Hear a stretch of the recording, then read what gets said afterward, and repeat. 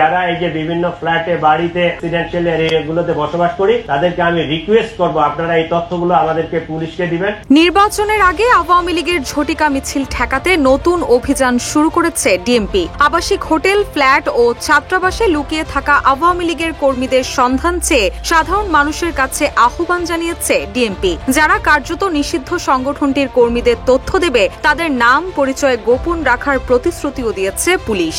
24 September বিকেলে DMP media সেন্টারে আয়োজিত সংবাদ সম্মেলনে এ তথ্য জানান ডিএমপির অতিরিক্ত police commissioner S N. Mohammad Nazrul ইসলাম।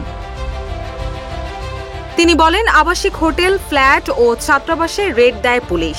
গোয়েন্দা নজরদারিও চলছে। এর মধ্যে অনেক ফ্ল্যাটে ফ্রি থাকছেন আওয়ামী লীগের নেতাকর্মীরা।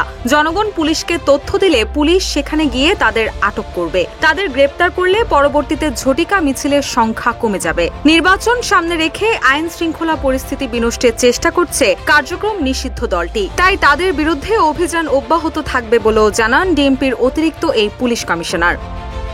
রুশা সুর, নিউজ ডেস্ক, ইত্তেফাক।